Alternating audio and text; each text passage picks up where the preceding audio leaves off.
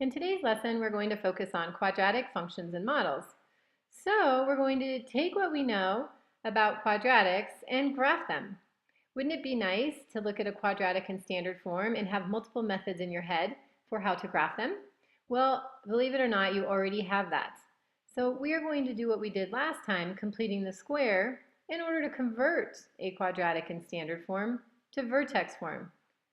As you know, vertex form is very easy to graph because the vertex is not hidden, it's displayed. It's easy to see transformations, and it's easy to plot that vertex as well as a couple of key points. So we're going to be looking at quadratics in both the standard and vertex form. Let's look at these. Here's standard form. Our ax squared plus bx plus c probably reminds you of standard form of a linear equation, which is just your ax plus by equals c. In this case, our standard form, how do we find our vertex? Our vertex is hard to see. Well, our vertex equation up here is derived from taking the standard form and converting it to vertex form using completing the square. We're not going to go over that, but just so you know, this negative b over 2a to find the x value here of our vertex isn't just something that was created out of the blue. It actually came from when a standard form equation is converted into vertex form using completing the square. So after we find the x value, we take our negative b value and divide it by 2a. That gives us our x value. In order to find our y value, we just plug in x into our equation and we can find y. And now I've written that for you so you know how to find y. The axis of symmetry is very important. The axis of symmetry is always going to be equal to the x value. And the axis of symmetry is an equation. So whatever the x value is, x will equal whatever that value is. That line, that imaginary line, splits our parabola into two symmetric pieces. So if we found a point, for example, right here, we would know that there's a symmetric point equidistant from the line of symmetry on the other side. So that's why you really only need a vertex and maybe one or two additional points, and you can graph a complete quadratic.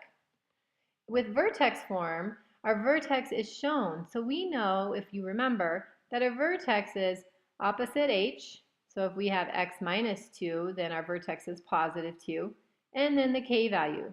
So that's our vertex, h comma k. Our line of symmetry then would be x equals whatever that h value is. That's our line of symmetry.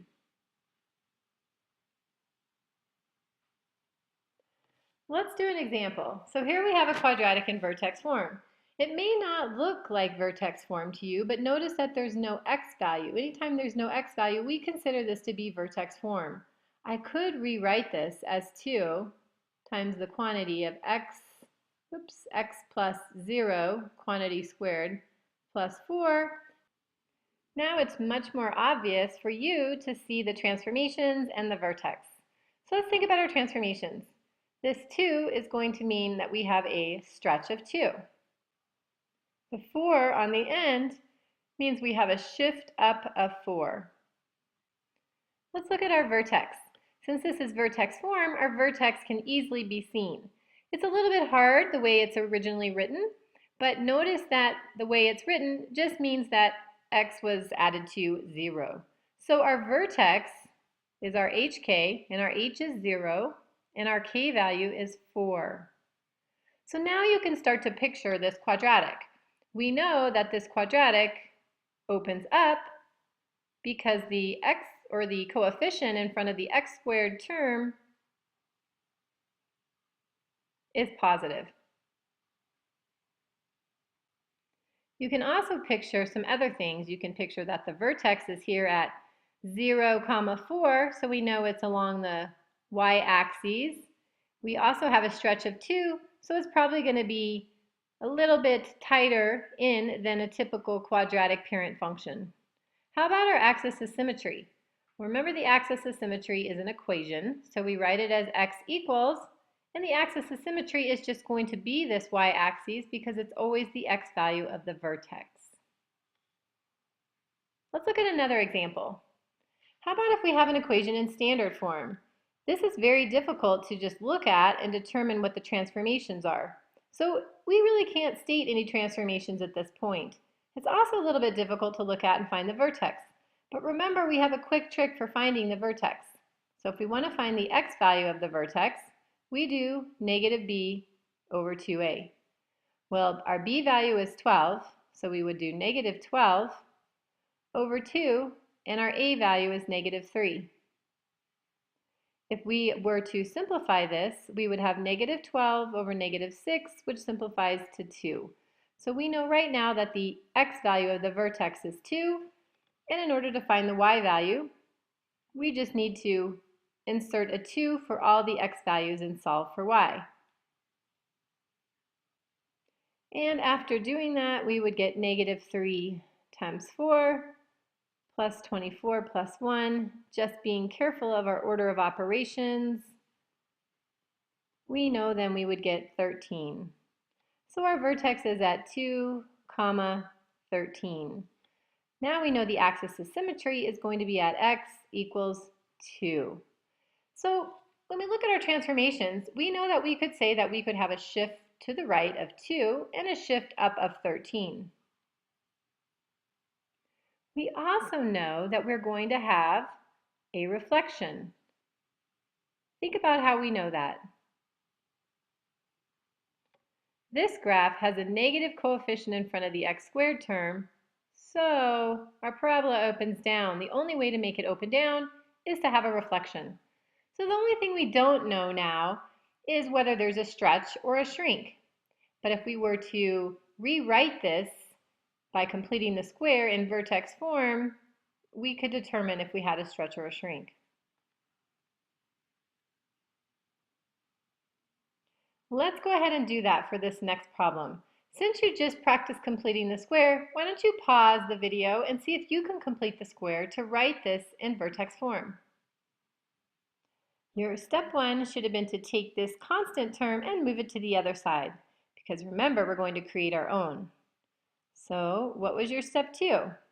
Well, remember, we can't have a coefficient by the x squared term, so this negative 3 needs to be factored out of our equation.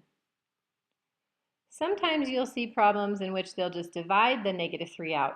The problem with that is then you never know what the stretch or shrink is, and it's difficult to graph. The only thing that that's good for is just finding the vertex. So make sure that you factor it out and not just divide out the negative 3.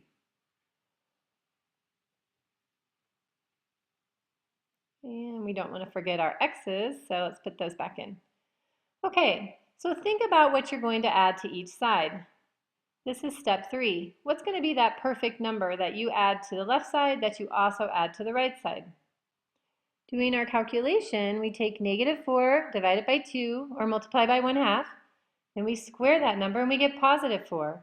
So we're adding positive 4 to this side, but remember, we're actually adding negative 3 times positive 4. So on the left side, we already have negative 1, and then we're going to add a negative 12 to that number. So be careful that when we factor out a 3 or any other number, whatever we put in here has to be increased by that factor in order to add it to the other side. That will keep it balanced. Now we're ready to write this in vertex form. So remember, this is going to be x minus 2, x minus 2 because of this minus. So we're going to write that as x minus 2 squared equals negative 13. We're not quite in vertex form. Vertex forms mean we have to move the negative 13 over to the other side because this is part of our vertex, so add 13 to both sides. And now we have our quadratic written from standard form to vertex form by completing the square. Let's go ahead and think about what our vertex is. Our vertex would be opposite h, so it's going to be positive 2, and k, which is just 13. Our axis of symmetry is going to be x equals 2. And you can see that we got the exact same answer here for the exact same problem as we did in example 2. And now you can get a little more information. What is our stretch or shrink? Well, if you'll notice, when we did completing the square, we can see that we do have a stretch of 3. And if we look back at our original problem, we didn't put that down yet because we weren't sure. But now you can see why your stretch or your shrink is always going to end up being whatever that coefficient is next to your x squared term.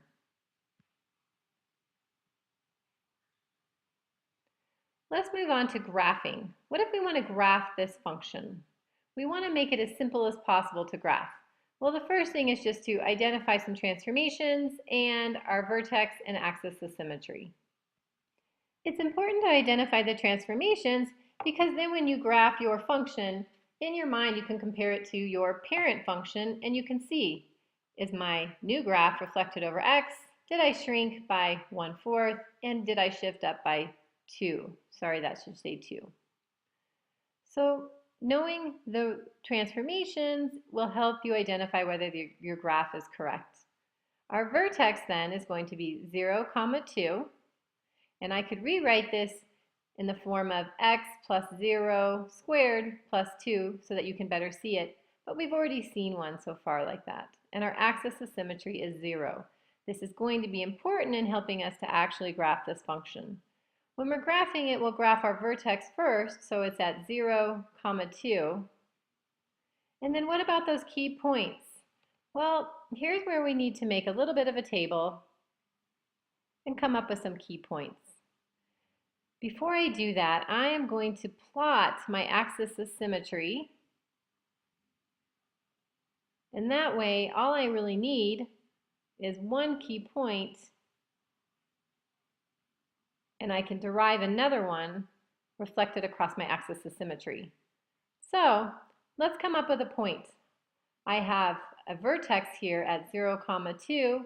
So I want to take another point. It would probably be easier for me just to pick a positive point along this x-axis. Since you can pick any x value you want that's somewhere close to the vertex, I'm looking at my equation and I'm thinking, I don't really want to pick 1 because 1 squared is just 1, and then I have to subtract 1/4 from 2. What if I picked 2? When I plug a 2 in, I get 2 squared, which is 4. Negative 1/4 times 4 is -1, and -1 plus 2 is 1. So now I can plot that point right here, and then I can plot the point that's symmetric across the line of symmetry there, and now I'm in a great position to draw a fairly accurate parabola to represent my equation. What I want to do to finish, and just so you know, if you're going to graph a quadratic in standard form, you could graph by doing the negative b over 2a to help you start to find the vertex, or you could graph by completing the square, writing it in vertex form. You need to be able to do both. So in order to finish today though, we're going to take a parabola that's already graphed and we're going to find the equation of this graph. The easiest way to do that is to take your quadratic and write it in vertex form. Here's our vertex form. And now we can pick things off the graph in order to plug into our vertex form. So what do we know for sure? We know that our vertex is 3, 1. Remember that it's always the opposite. So we would write this as x minus 3 or x minus a positive 3 plus 1. The only thing we don't know is a, but if you remember from before, we have another x and y value, 4, 3, that we can plug in for x and y to help us find our a value. So we'll go ahead and plug in our y here, and then our x value here. And now we're in a position that we can solve for a. Simplifying this a little, we get 1 squared, which is just 1. Now we can subtract 1 from 3, and we can find out that our a value is 2.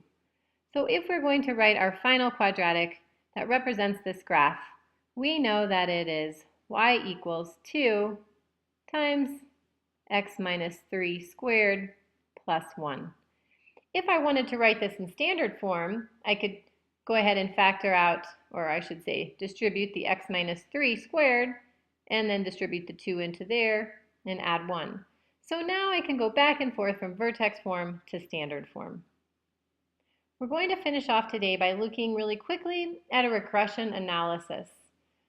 there's going to be times when you're collecting data, and here's a bunch of data, and in this case, for this data, the year 1998, we say was year 0. So in our calculator, you can see that for our lists, if you have a TI 83 or 84, we have year 1 right here as 1999, and the number of AIDS cases was 41,356. And then we just continued to put these in as lists into our calculator and then graph those. Notice the shape of this graph. It's not linear. So we're going to try a quadratic graph. In your calculator, you can do a quadratic regression. And if you want to know how closely it matches the quadratic regression versus a cubic or a quartic, you look at the r squared value, 0.9. It's pretty close, not exact, but 0.9. So once we graph that equation, you can go ahead and put this equation that your calculator gives you into your y equals. Once we graph it, you can see that it doesn't always go through all the points, but it does follow that trend. So practice doing a quadratic regression if you like. You can try it with this data, but then I'll be giving you some new data in an activity. And that concludes our lesson today on quadratic functions and models. At this point, you should be able to graph and transform quadratics between standard and vertex form, as well as identify the transformations, locate the vertex, and access the symmetry for both forms, and be pretty competent completing the square.